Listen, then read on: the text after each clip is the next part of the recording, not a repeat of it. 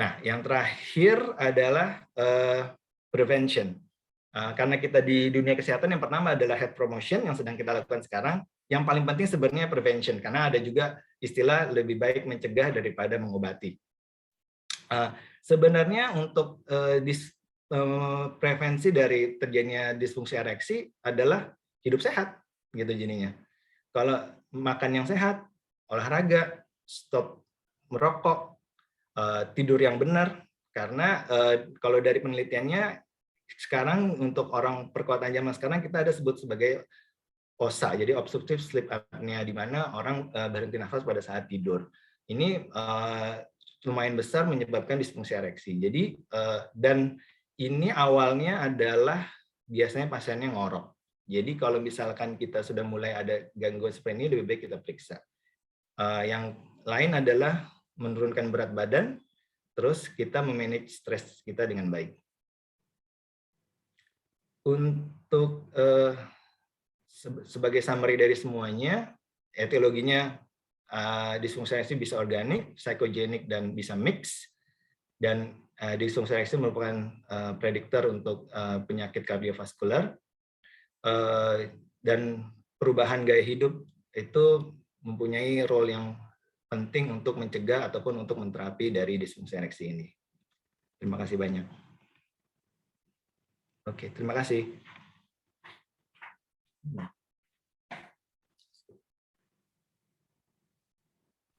Oke. Sepertinya sinyalnya Dr. Delisa terganggu nih. Oh, lepas ini hilang ya?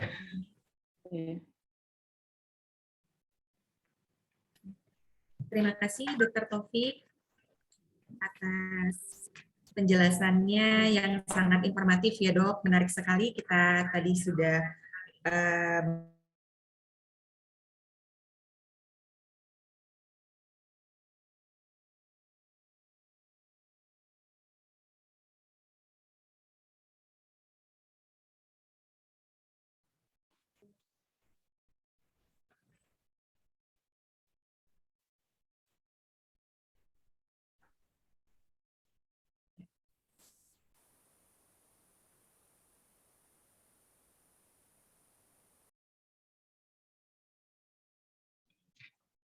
Oke, mohon maaf dokter, tadi ada sedikit kendala teknis. Ya, terima kasih Dokter Taufik atas materinya dok, penjelasan materinya sangat menarik. Kita sudah belajar juga ya dok, bagaimana tahu tentang gangguan ereksi itu, bagaimana cara, ada kuesioner juga ya dok ya, untuk kita orang awam, jadi yang bisa kita nilai satu-satu ya dok, terhadap diri sendiri ya. Nanti baru kalau misalnya sudah menilai kemampuan ereksi, kalau misalnya memang dinilai ada gangguan, mungkin bisa dikonsultasikan ke dokter ahlinya ya dok ya. Baik, terima kasih banyak. Kita lanjut ke materi kedua tentang vaginismus. Di sini kita punya narasumber kedua, Dr. Vina Widya, spesialis urologi konsultan. Beliau konsultan female functional dan neurourologi. Beliau berpraktek di Eka Hospital BSD. Selamat pagi, Dr. Vina. Dr. Delisa. Apa kabar, dokter? Baik. Baik, oke dok. Jadi kita bahas pagi ini tentang vaginismus ya dok. Mungkin nggak banyak orang yang familiar dengan istilah ini ya dok ya. Vaginismus itu seperti apa? Istilah apa sih dok vaginismus itu? Gangguan yang seperti apa gitu ya dok? Mungkin boleh diberikan pencerahannya sedikit ya dok ya tentang vaginismus. Baik, kita berikan waktu untuk Dr. Vina. Waktu dan tempat saya persilakan dokter. Oke, terima kasih. Saya izin share screen dulu ya Dr. Delisa. Baik dok. Apakah sudah terlihat? Terlihat dokter, jelas dok. Oke. Assalamualaikum warahmatullahi wabarakatuh. Selamat pagi semuanya. Terima kasih kepada Eka Hospital Group yang memediasi acara kegiatan ini, webinar pagi ini yang mengambil topik terkait dengan kesehatan seksual baik pada laki-laki maupun pada perempuan. Setelah tadi Dr. Taufik membicarakan topik masalah gangguan seksual pada laki-laki, sekarang kita akan sedikit membahas terkait gangguan seksual pada perempuan partnernya. Salah satunya adalah vaginismus. Nah, kalau dari definisi sendiri dari DSM-5, vaginismus itu didefinisikan sebagai kesulitan bagi seorang perempuan untuk menerima penetrasi pada vaginanya, baik itu berupa penis, jari, ataupun objek lain, meskipun sebenarnya keinginan untuk aktivitas seksual itu ada. Nah, pada kondisi vaginismus ini terjadi spasme dari otot-otot vagina, terutama yang sepertiga bagian luarnya, yang disadari atau yang di luar kesadaran dari perempuan tersebut. Nah, akibatnya sulit penetrasi baik yang sifatnya seksual ataupun yang non seksual. Kalau seksual itu maksudnya hubungan dengan pasangan, ya, senggama atau intercourse, mohon maaf bahasanya. Kalau yang non seksual itu seperti pemeriksaan ginekologi. Mungkin semuanya juga udah familiar ya, kalau bagi perempuan yang sudah aktif secara seksual, salah satu rekomendasinya adalah melakukan pemeriksaan pap smear misalnya setiap tahun. Nah, pada seseorang yang mengalami vaginismus ini, apalagi yang hebat, seringkali menghindari pemeriksaan tersebut karena tidak nyaman, nyeri akibat dimasukkannya alat ke daerah vaginanya. Biasanya sindrom atau gejala vaginismus ini disertai dengan otot panggul yang hipertonus. Hipertonus tuh spasme gitu, kaku lah dibilangnya. Disertai juga dengan nyeri dan juga biasanya adanya rasa cemas dari pasiennya. Dan kondisi ini di DSM-5 ini dikategorikan sebagai genitopelvic pain atau penetration disorder.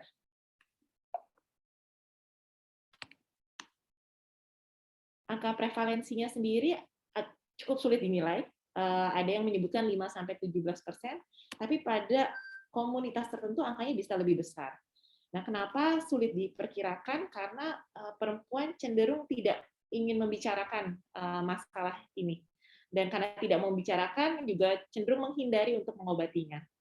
Jadi pada komunitas yang menganggap membicarakan masalah seksualitas itu sesuatu yang tabu, gitu ya, itu biasanya angka prevalensinya dikatakan lebih tinggi. Ada klasifikasinya sama kayak tadi pada pria. Ada yang primer, ada yang sekunder. Kalau yang primer ini artinya akibat dari vaginismusnya ini perempuan tersebut tidak pernah bisa untuk berhubungan seksual. Sedangkan kalau yang sekunder itu masih bisa melakukan hubungan seksual pada waktu-waktu tertentu. Tapi pada waktu yang lain mungkin dia kesulitan karena nyerinya tersebut. Ada juga yang dianggap total ataupun parsial. Kalau total ini artinya perempuan tersebut tidak dapat mentolerir objek apapun untuk masuk ke area vaginanya. Sedangkan kalau yang parsial masih memungkinkan untuk menerima penetrasi objek seperti alat pemeriksaan ginekologi ataupun lainnya, tapi mungkin dengan agak sulit dan sering disertai dengan rasa nyeri. Ada juga yang mengklasifikasikan sebagai global dan situasional. Kalau global ini artinya dengan, mohon maaf, mungkin ini karena literaturnya dari luar negeri ya, dengan semua pasangan ataupun benda objek lainnya sama sekali tidak bisa dilakukan penetrasi, sedangkan pada yang situasional, pasien ini masih dapat menerima penetrasi dengan pasangan tertentu ataupun lingkungan tertentu atau penetrasi benda tertentu.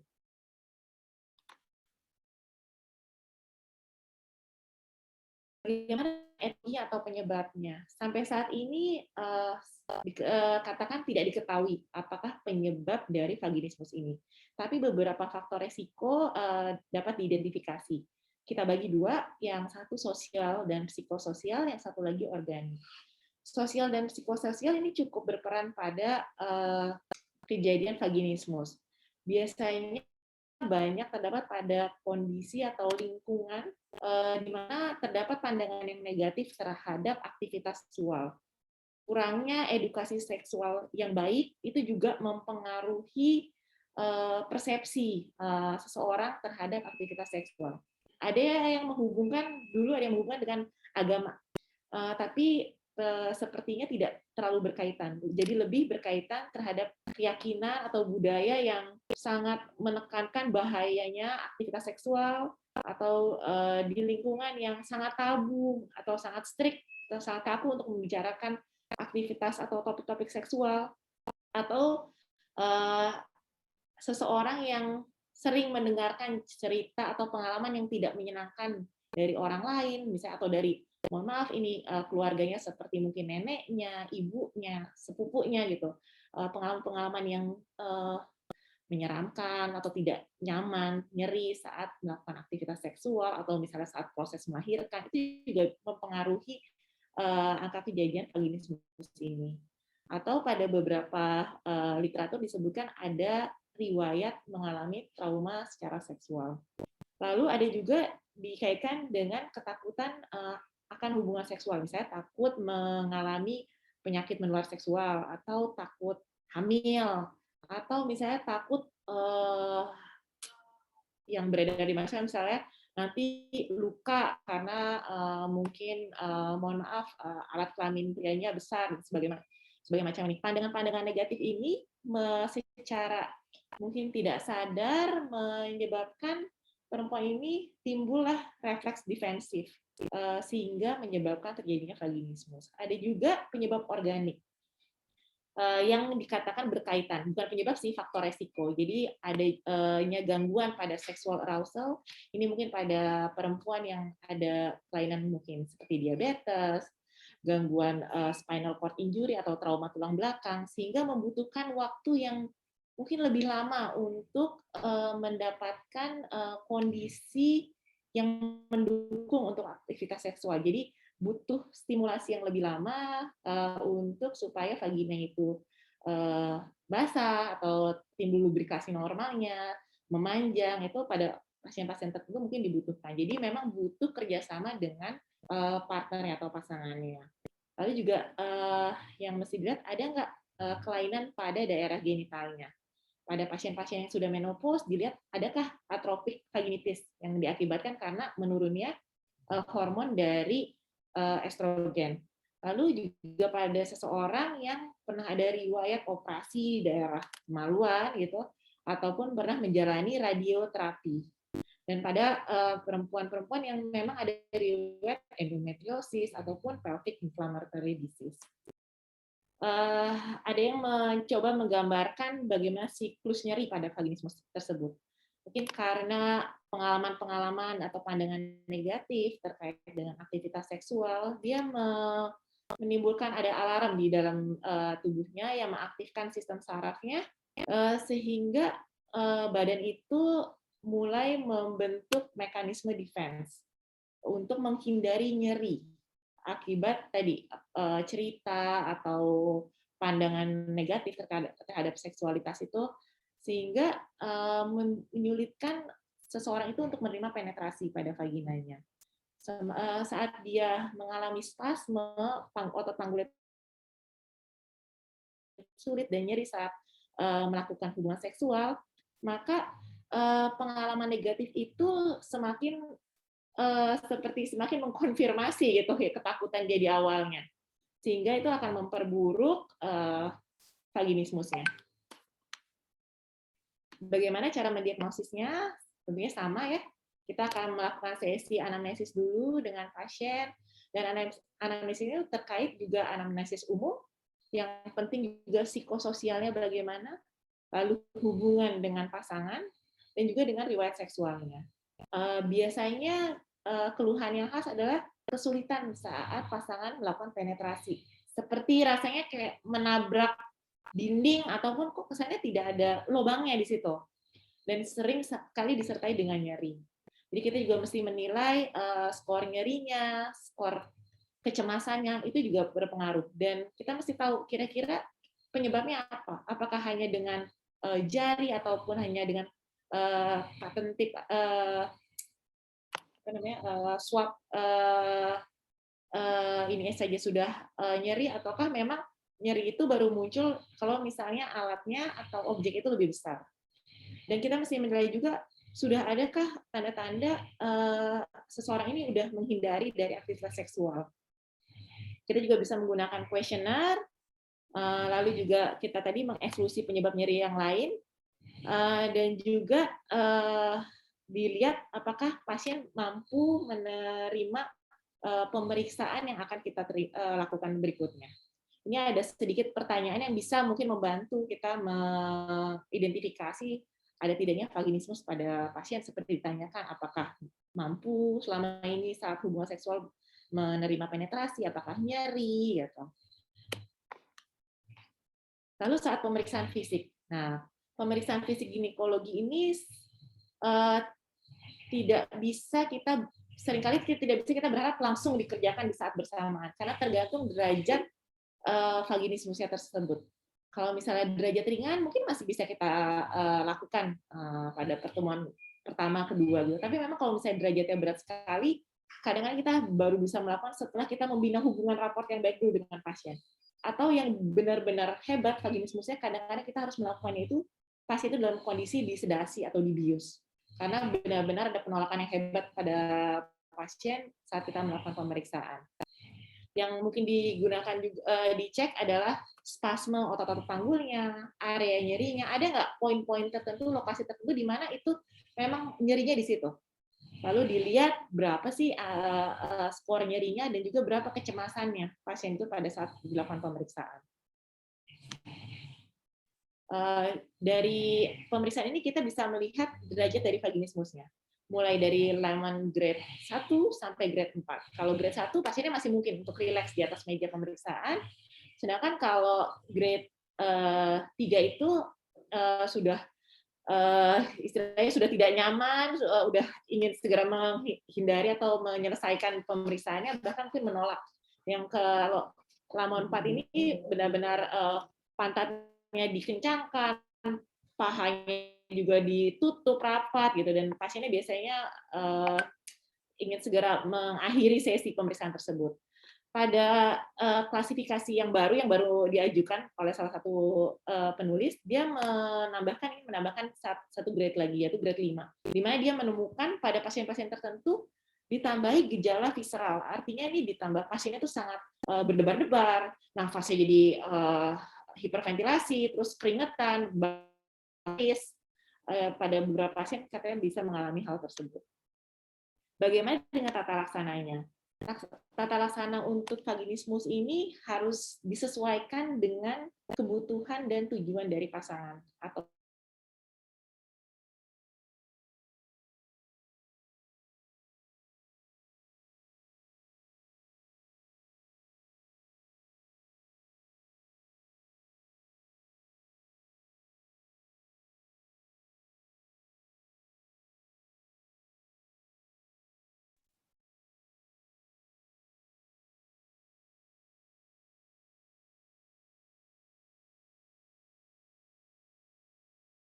yang slide-nya.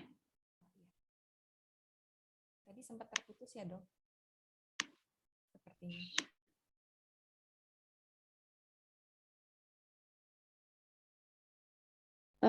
Dokter Deliza? Iya, Dok. Tadi slide saya sampai mana yang matinya?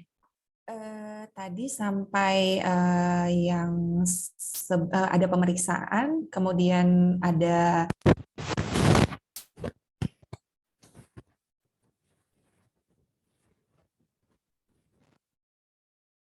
sepertinya belum stabil ya untuk jaringannya.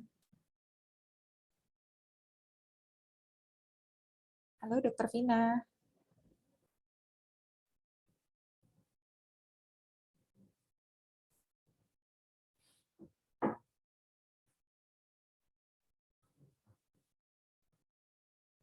Sepertinya terputus. Mohon menunggu sebentar ya.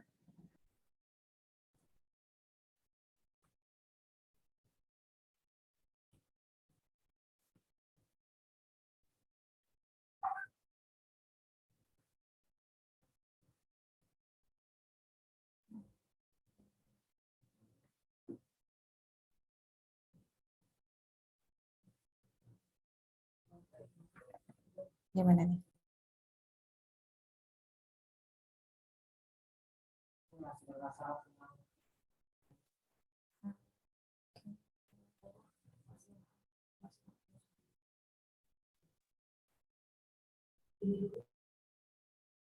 Halo, Dokter Delisa. Dokter, Sudah iya, terdengar lagi? sudah terdengar dokter, sudah jelas. Tadi Kita sampai mana ya? Yang ya matikan saya tadi nggak? setelah slide ini derajat vaginismus tadi sudah selesai. Setelahnya dokter. Ini bukan slide saya ya? Iya dok, ini dibantu di share screen. Oh, ya, saya share dari saya. Boleh dokter.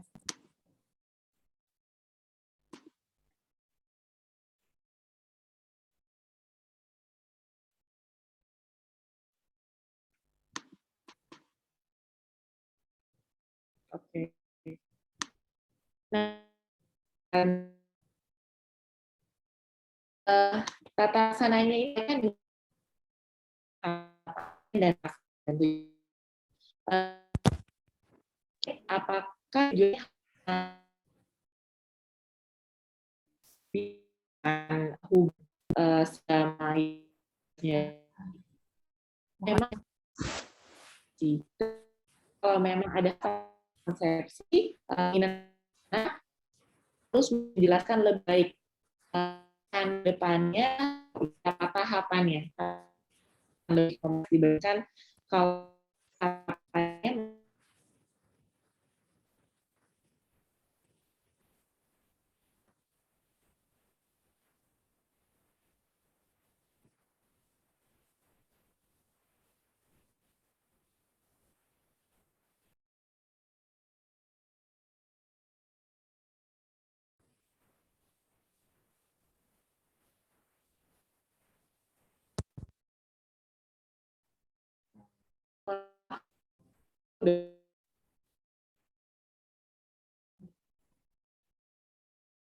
Halo dok, dengan dokter Vina.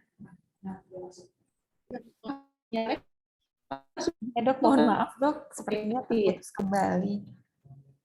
Ya, oke. Saya coba share lagi ya. Iya baik dok, sudah jelas sekarang dok. Sekarang sudah jelas? Iya sudah jelas dokter. Oke, untuk tata laksananya sendiri kita sesuaikan dengan kebutuhan pasien dan pasangan. Apakah memang saat ini tahapannya masih tujuan yang hanya berharap hubungan suami istri atau senggama itu bebas nyeri, ataukah memang ingin bertujuan dalam waktu dekat itu ingin memiliki anak atau konsepsi. Tentu kalau misalnya ingin memiliki anak atau konsepsi, kita harus membicarakan lebih lanjut terkait dengan tahapan tersebut. Lalu hal yang paling penting juga adalah melakukan edukasi terhadap pasien maupun pasangan, terutama pada pasien sendiri, yaitu edukasi mengenai area intimnya, area organ kewanitaannya, membuat pasien lebih mengenal dan merasa lebih nyaman pada area intimnya itu sangat penting. Lalu yang ketiga, biasanya vaginismus ini kita membutuhkan terapi multidisiplin. Kita membutuhkan bantuan psikiatri untuk mengatasi ansietasnya, untuk menggali lebih jauh masalah psikososial pasiennya. Lalu kita juga membutuhkan fisioterapi untuk bantu mengajarkan physical exercise atau fisioterapi pada pasien. Misalnya salah satunya nanti akan dijelaskan adalah terapi biofeedback, pelvic floor relaxation, and pelvic floor exercise. Dan apabila dibutuhkan juga kita konsultasikan atau bekerja bersama teman sejawat ginekologi apabila ada kelainan patologis yang harus ditangani dulu. Nah, yang paling penting ini kita butuh kerjasama dengan pasangan. Tidak atensi dan juga kerjasama dari pasangan sangat penting dan untuk mengatasi vaginismus ini. Dan jangan lupa tadi seperti yang tadi ya Dr. Taufik bilang, ada juga yang menyebutkan apabila pasangan laki-lakinya ini mengalami gangguan seksual juga, misalnya disfungsi ereksi, pasangan ini juga harus menjalani terapi karena ada penelitian yang menyebutkan apabila pasangan laki-laki ini diobati maka itu akan memperbaiki juga disfungsi seksual pada perempuannya. Ini tata laksananya tadi ya. counseling seks atau couples terapi. Ini penting untuk dilakukan, biasanya ditawarkan di awal-awal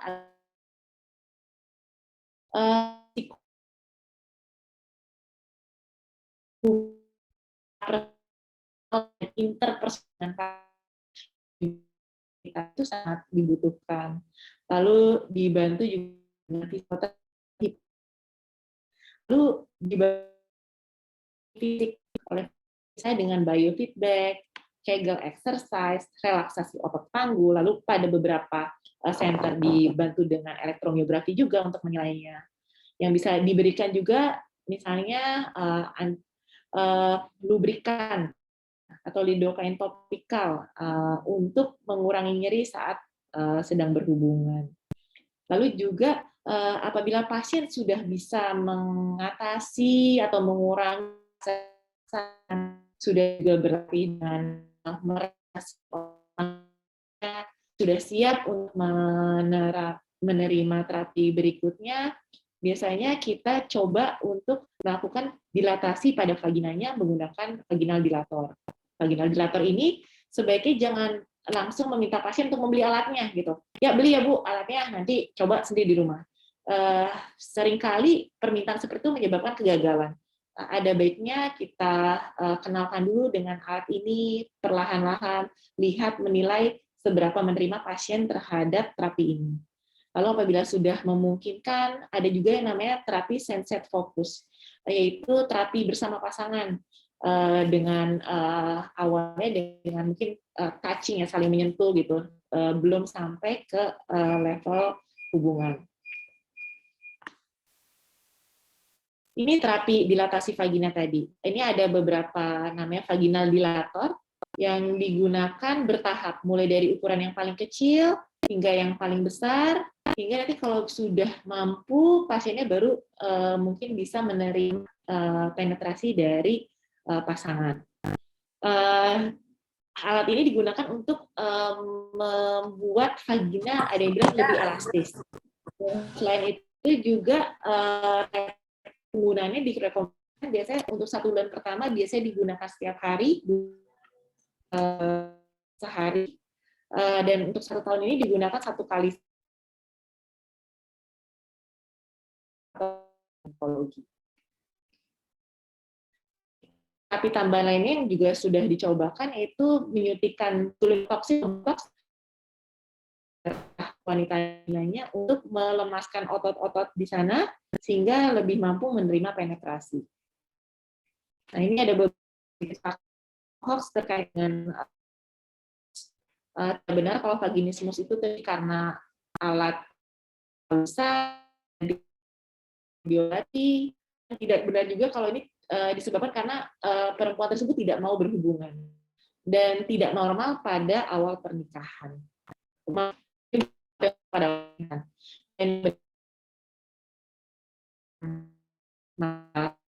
Atau faktor psikososial bisa diobati.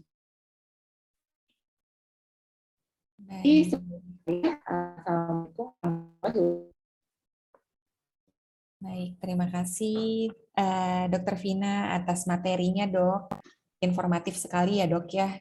Jelas sekali sih tentang vaginismus, kita udah punya bayangan ya, Dok ya, tentang vaginismus. Berarti angka kejadian vaginismus ini sebetulnya mungkin bisa jadi lebih banyak ya, Dok, karena kebanyakan pasien-pasien wanita mungkin tidak berani atau takut mungkin ya, Dok, atau malu mungkin untuk memeriksakan ke dokter, sehingga angka di lapangan mungkin yang terdata itu lebih sedikit dibandingkan yang seharusnya, begitu ya, Dok. Kemudian tadi yang sekilas yang saya dapatkan, jadi penyebabnya juga bisa fisik, bisa psikis ya, Dok, dan tentu saja vaginismus juga perlu diperiksakan dan mungkin bisa sembuh ya, Dok ya. Baik, terima kasih Dr. Vina untuk materinya. Kita lanjut saja ke sesi tanya jawab. Dari chat ada beberapa chat yang sudah masuk, Dokter. untuk pertanyaan-pertanyaan untuk Dr. Taufik dan Dr. Vina. Di sini saya coba bacakan ya, Dok. Untuk Dr. Taufik, Dok, di sini dari Mbak Dini, suara.com. Di sini untuk Dr. Taufik, pertanyaannya ada beberapa nih, Dok. Ada 5 pertanyaan. Saya bacakan satu-satu atau mau langsung semua, Dok? Satu-satu dulu aja. Satu-satu boleh, dokter. Di sini pertama, bagaimana cara mengurangi durasi ereksi lama di pagi hari karena mengganggu memulai aktivitas di pagi hari, dok. Jadi cara mengurangi durasi ereksi lama di pagi hari karena saat memulai aktivitas ya, dok, ya, di pagi hari. Saya agak bingung sama pertanyaannya karena biasanya orang kan suka seneng kalau ereksinya agak lama, ini kurangin gitu jadinya. Tapi sebenarnya kalau cara yang pastinya sih nggak ada. Tapi ada literatur yang mengatakan kalau kita mengaktifkan sistem saraf simpatetik itu disebut sebagai antagonis daripada ereksi gitu jadinya. Jadi gimana sih cara meningkatkan saraf simpatetik? Ya dengan cara berolahraga, menaikkan heart rate dan segala macam itu bisa mengurangi ereksi sebenarnya. Jadi intinya adalah kita mengaktifkan saraf simpatetik untuk mengurangi ereksinya gitu. Cuman memang nggak pernah ada cara yang sudah terbukti secara ilmiah gimana cara mengurangi durasi sih jadinya. Cuman ada satu paper aja yang bilang kalau sympathetic nervous system itu dia sebagai antagonis dari erection. Baik, terima kasih, dokter. Lanjut pertanyaan berikutnya, dokter. Bagaimana cara membuat ereksi lebih lama di ranjang? Adakah makanan tertentu, dok, yang bisa dikonsumsi, dok? Oke, jadi gini, kita harus bisa membedakan antara disfungsi ereksi sama premature ejaculations. Jadi kalau misalkan yang terjadi pada disfungsi ereksi itu pada saat dia sudah ereksi, begitu dia penetrasi, belum sampai orgasme, dia sudah turun, udah loyo lah istilahnya, udah lemas. Sedangkan pada premature ejaculations, ereksinya itu bisa sampai mencapai klimaks, tetapi waktunya lebih sebentar gitu. Nah, kalau untuk yang pertama, ya prevention dan caranya adalah sebenarnya dengan makanan sehat gitu jadinya. Healthy lifestyle ya, dok. Lifestyle memang. Kalau untuk yang premature ejaculations, untuk makanan sih tidak. Memang banyak mitos yang terjadi, misalkan seperti minum ginseng atau makan kambing dan segala macam. Tapi sebenarnya kalau ginseng itu kan sebenarnya kan adalah stimulan. Sedangkan kalau kambing itu dia punya ada zinc dan ada L-arginin yang dimana di situ tuh bisa sebagai carrier dari nitric oxide yang membuat pembuluh darah kita tuh jadi dilatasi gitu. Cuman kalau untuk yang naturalnya nggak ada yang benar-benar bilang ya ini ini yang pasti. Cuman kalau dari segi kedokterannya memang untuk supaya lama di ranjang itu kita bisa ada namanya behavioral therapy. Jadi ada latihannya. Yang kedua memang pakai obat. Yang ketiga itu kita pakai namanya topical cream gitu. Jadi si penisnya itu kayak dibuat baal supaya jadi didesensitisasi jadinya. Jadi tidak terlalu terstimuli. Jadi berhubungannya di ranjang lebih lama gitu jadinya. Kalau makan ada penelitiannya, cuman semuanya masih kontradiksi lah gitu jadinya. Nggak ada yang spesifik ya, dok ya? Nggak ada yang spesifik, betul. Ya, dok. Baik, terima kasih dokter. Untuk pertanyaan selanjutnya, dok, bagaimana cara meredakan ereksi saat pasangan tidak mau melakukan hubungan seksual? Waduh, beratnya. Kalau sebenarnya sulit juga nih pertanyaan. Kalau di medisnya sih sebenarnya nggak ada, tapi yang balik lagi ke seperti tadi. Jadi yang kalau emang ereksi mau dikurangi dengan sympathetic nervous system jadinya. Iya, yang balik ke pertanyaan pertama ya, dok ya. Betul. Jadi atau dialihkan keinginannya gitu. Cuman kalau tips and tricksnya nggak ada ya. Baik, terima kasih, dok. Pertanyaan selanjutnya, Dok. Dok, mitos atau fakta jika penis bisa patah saat ereksi, apa penyebabnya dan cara menanganinya, Dok? Oke, sebenarnya kita sebut ada kejadian namanya fraktur penis.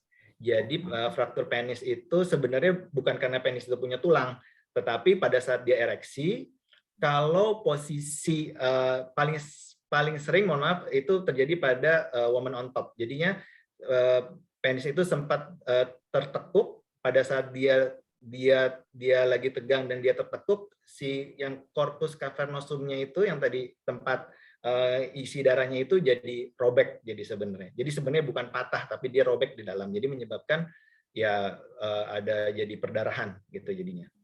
Tidak mitos, benar ada seperti itu dan banyak lumayan kejadiannya. Ada kejadiannya ya, Dok ya. Baik, yang terakhir dokter, adakah tips untuk para lelaki meredakan ereksi saat istri sedang fase nifas? Apa yang harus dilakukan dokter untuk para suami, Dok? Apa nih? Tips apa? Tips untuk para lelaki meredakan ereksi, sepertinya sih mirip-mirip ya, Dok, dengan pertanyaan yang sebelumnya ya, Dok. Jadi saat istri sedang fase nifas, ini bagaimana cara meredakan keinginan suami untuk ereksi, dokter? Cari hobi. Cari hobi ya, Dok ya. Alihkan ke hobi ya, Dok. Alihkan, harus dialihkan karena. Baik, terima kasih banyak Dokter Taufik. Pertanyaan selanjutnya untuk Dokter Vina, Dok. Di sini ada 2 pertanyaan dari Mbak Dini. Yang pertama, benarkah penis terlalu besar bisa membuat vaginismus, Dok? Bagaimana cara mengatasinya ya, Dokter? Ya, tadi mungkin udah di slide ya, kalau sebenarnya tidak ada kaitannya ya dengan ukuran penis ya. Jadi tidak pernah, saya belum ada baca sih penisnya yang besar, pasangan yang besar itu menyebabkan vaginismus. Tapi memang vaginismus itu lebih ke seperti refleks defensif dari kita perempuannya karena ketakutan, takut nyeri, takut nanti luka, takut macam-macam ketakutan sehingga menimbulkan spasme dari otot-otot vaginanya sehingga menjadi susah untuk menerima penetrasi dari objek manapun, seperti itu. Mungkin yang mesti kita perbaiki adalah ini ya, terutama edukasi, sex education. Mohon maaf sebelumnya, bukannya saya mempromosikan untuk melakukan seks bebas atau apa, bukan, tapi menurut saya yang masih kurang di kita adalah mengenalkan pendidikan seks yang benar, yang berimbang gitu. Sehingga yang didengar lebih banyak mitos, pengalaman sebagian orang yang belum tentu itu dialami oleh semuanya. Kayak tadi kan banyak penelitian dibilang lebih banyak ke pandangan negatif terkait dengan aktivitas seksual, lalu dia mendengar cerita dari keluarganya, mulai dari mungkin aktivitas seksual yang tidak menyenangkan, misalnya ada pengalaman nyeri, atau bagaimana, atau sampai misalnya proses melahirkan yang dibilang, wah melahirkan itu sakit banget gitu. Jadi mungkin pada beberapa orang, perempuan, anaknya, keturunannya itu jadi merasa takut, dan itu yang secara tidak sadar menimbulkan refleks defensif gitu. Jadi menurut saya pendidikan seks yang baik, yang benar, informasinya itu penting.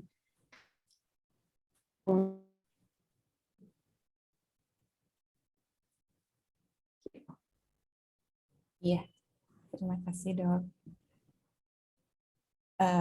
Oke, terima kasih dokter Vina. Untuk pertanyaan selanjutnya dokter, di sini ada hubungannya juga dengan tadi tentang kelahiran ya dok ya. Jadi di sini nih ada pertanyaannya, benarkah kelahiran sesar membuat hubungan seksual itu harus ditunda lebih lama dok? Maksimal berapa lama? Dan benarkah bila dipaksakan akan membuat vagina robek dok? Pertolongan pertamanya bagaimana ya dokter?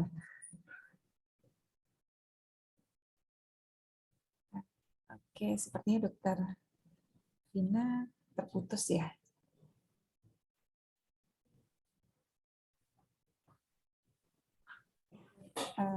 Halo dok. Baik. Halo dokter Derisa, mohon maaf tadi suaranya hilang. Oh iya dok, sudah jelas dok sekarang dok.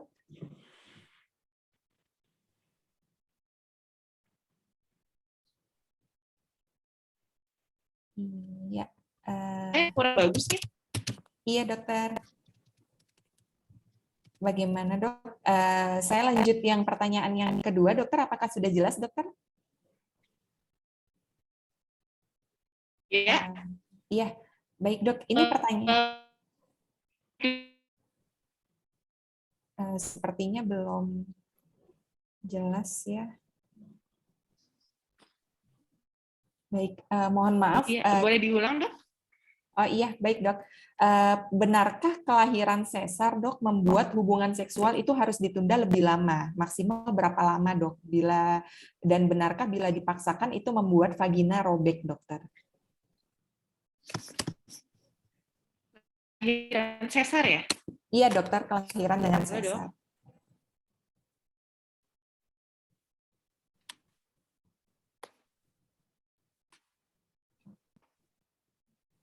Halo dokter Deliza, suara saya Iya. sudah terdengar?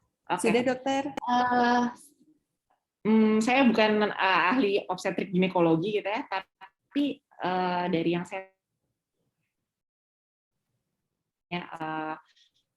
kapan aktivitas seksual itu bisa mulai dilakukan setelah partus gitu. Saya memang biasanya menunggu selesai masa nifas umumnya gitu. Terus terkait dengan tadi luka ya akibat penetrasi penis, sebenarnya sih tidak ada kaitannya gitu. Untuk apalagi sesar gitu ya, operasi sesar biasanya tidak ada manipulasi di daerah vagina gitu. Kalau sebelumnya juga aktivitas seksualnya cukup aman, itu tidak ada luka, laserasi, tidak perlu dikhawatirkan sih. Baik dokter. Ya, terima kasih Dokter Vina atas jawabannya. Pertanyaan selanjutnya untuk Dokter Taufik, dokter. Saya bacakan ya dok. Di sini katanya kalau suka bersepeda jarak jauh itu bisa menyebabkan disfungsi ereksi, dok. Apa benar begitu? Terima kasih. Oke, terima kasih atas pertanyaannya, karena memang lagi zamannya bersepeda ya. Iya dokter.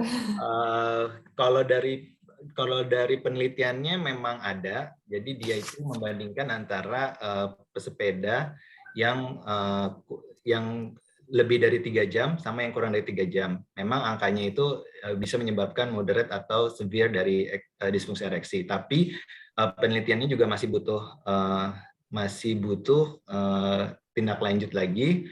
Tapi di situ disebutkan adalah yang penting adalah fitting dari sepeda itu sebenarnya. Yang dimaksud dengan fitting adalah yang paling penting saddle-nya sebenarnya. Jadi saddle-nya itu jangan sampai menekan di daerah perineum. Karena di situ ada namanya pudendal nerve yang mempersarafi bagian penis. Jadi sebenarnya itu. Dok? Baik dok, terima kasih dokter. Ya. Jadi memang ada ya dok ya kalau dari penelitian ya.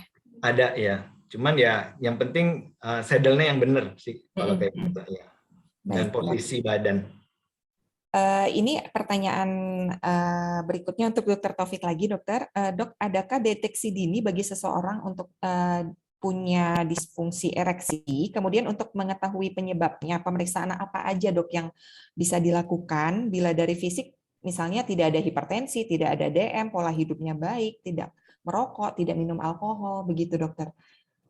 Boleh. Oke, jadi kalau pemeriksaan deteksi dininya sih sebenarnya tidak ada.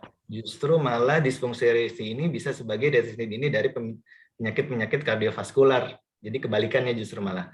Terus, apalagi satu lagi dok tadi?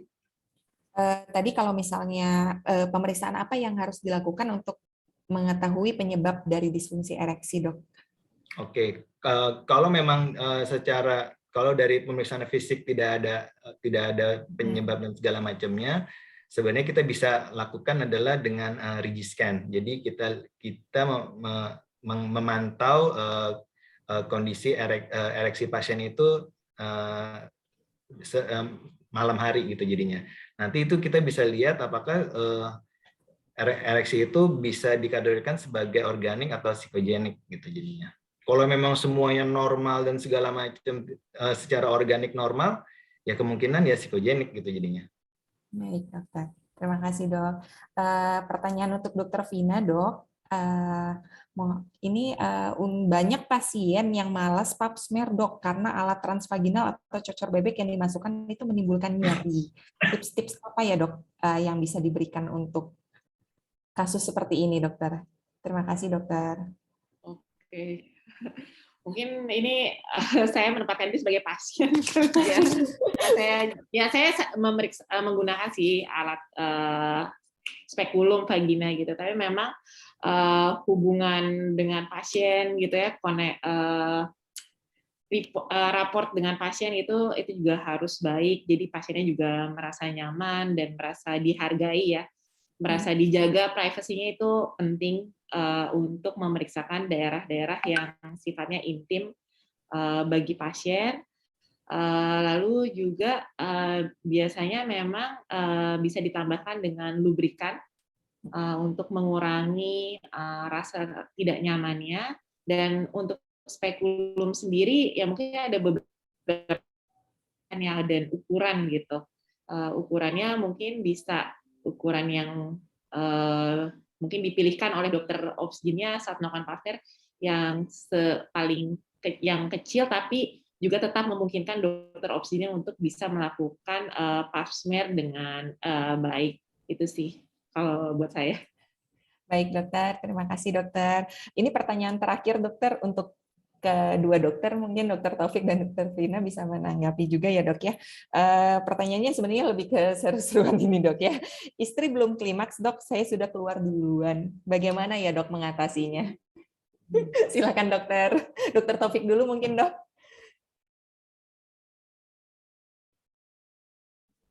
Mohon maaf dokter masih di mute dok, dokter Taufik. Ya. Memang kalau secara fisiologisnya laki-laki itu memang lebih cepat untuk mendapatkan klimaks dibandingkan perempuan gitu. Terus yang paling bisa dilakukan sebenarnya untuk mengimbangi itu adalah dengan cara melakukan foreplay yang lebih lama untuk wanitanya. Sebenarnya itu.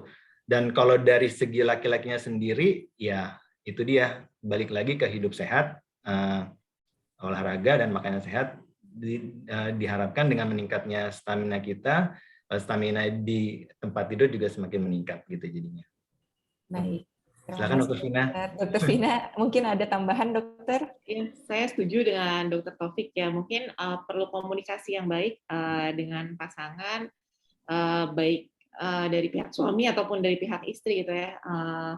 Mengenai tadi apabila mengatur masalah foreplay-nya. Kalau misalnya memang sering mengalami kondisi tersebut, ya foreplay-nya mungkin agak dipanjangkan, biar mungkin waktu klimaksnya bisa bersamaan atau mendekati, kayak gitu. Dan mesti sebenarnya bisa dipastikan juga ya, ini kejadian seperti ini apakah memang ada keluhan ejakulasi dini atau tidak pada pasien? Apakah ejakulasinya itu masih di rentang normal atau tidak gitu? Kalau misalnya masih di rentang normal, selain tadi foreplay-nya juga mungkin ada beberapa teknik yang start and stop seperti itu, atau bisa tadi seperti yang Dokter Taufik bilang menggunakan obat-obat untuk membaalkan daerah penisnya sehingga mungkin ejakulasi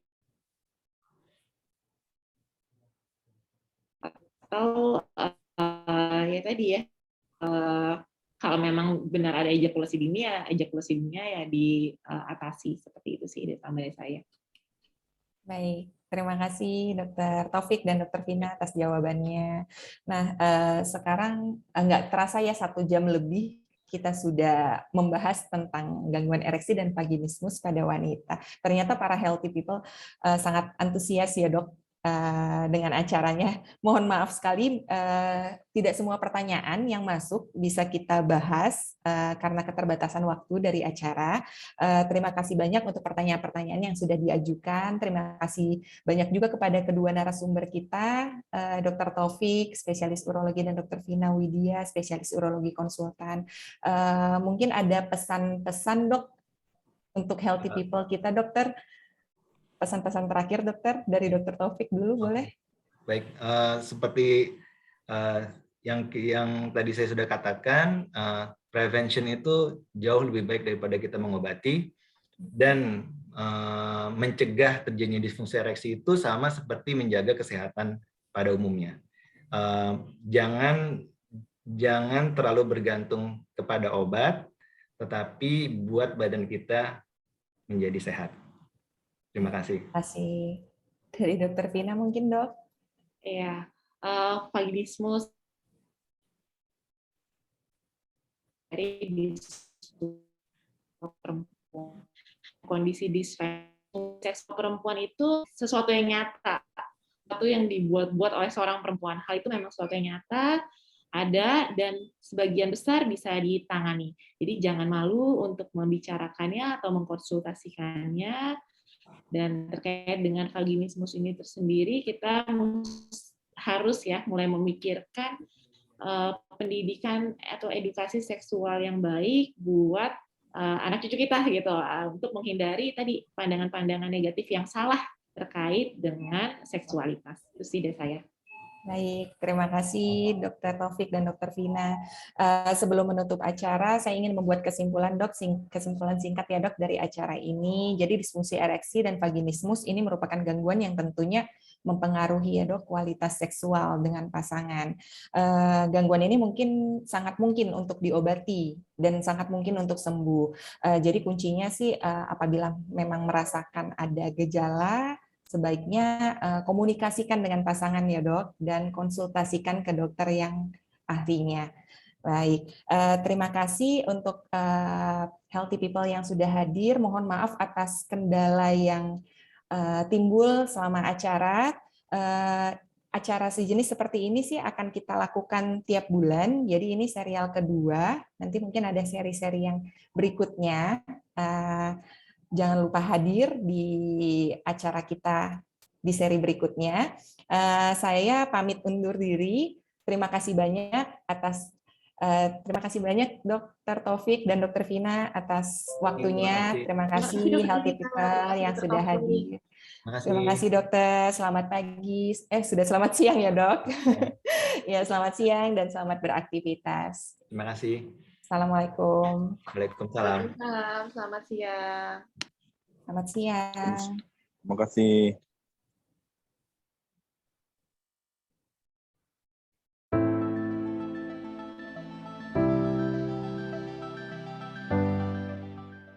Berdiri sejak tahun 2008, saat ini Eko Hospital Group telah memiliki 4 jaringan rumah sakit di Bekasi, BSD Tangerang, Cibubur, dan Pekanbaru. Seiring perkembangan digitalisasi di industri rumah sakit, Eko Hospital menerapkan sistem rekam medis elektronik yang dapat mengintegrasikan seluruh data pasien di keempat lokasi rumah sakit. Mengedepankan mutu dan keselamatan, Eko Hospital berkomitmen memberikan layanan kesehatan yang nyaman dan terpercaya dengan layanan staf yang ramah dan sigap. Mulai dari layanan medical check-up untuk pemeriksaan seluruh anggota keluarga, hingga pemeriksaan kesehatan untuk kebutuhan perusahaan. Menerapkan teknologi mutakhir, Eko Hospital juga memiliki radiologi information system dengan hasil pemeriksaan yang dapat disimpan dan diakses secara digital. Siap, cepat, tanggap, dan aman adalah komitmen kami untuk menjaga Anda selama 24 jam. Memiliki lebih dari 350 dokter spesialis purna waktu dari beragam disiplin ilmu kedokteran dan 1.500 tenaga medis, kami siap melayani Anda di keempat jaringan rumah sakit. Memberikan layanan terbaik di ruang operasi, Eko Hospital menggunakan peralatan canggih serta teknik bedah yang senantiasa berinovasi mengikuti perkembangan dunia medis. Fasilitas satu pasien satu kamar di seluruh jaringan rumah sakit diterapkan untuk memberikan kenyamanan pada pasien dan mengurangi risiko penularan penyakit saat perawatan. Eko Hospital melayani rata-rata 500.000 pasien per tahun, 6.000 tindakan operasi per tahun, serta melayani lebih dari 60.000 pasien medical check-up per tahun. Berbagai akreditasi dan penghargaan di tingkat nasional maupun internasional yang telah kami raih merupakan wujud komitmen kami untuk menjadi rumah sakit pilihan yang melayani dengan hangat dan sepenuh hati.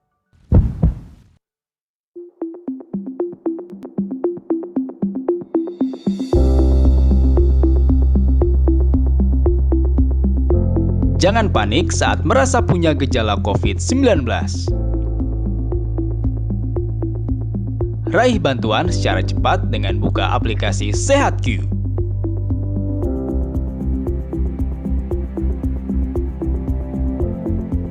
Bisa chat atau video call dokter. Beli obat atau vitamin hemat.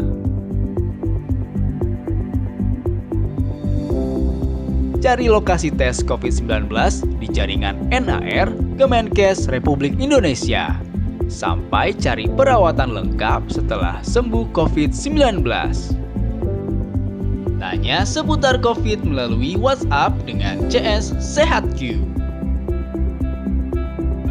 Ayo, download SehatQ sekarang.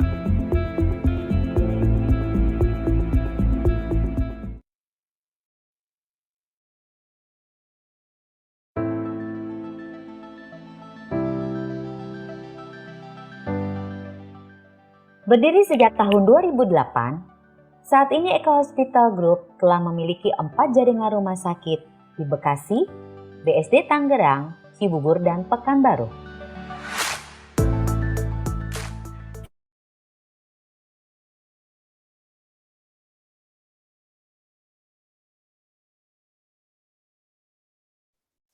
Halo Mbak Jess. Halo Mbak Jess.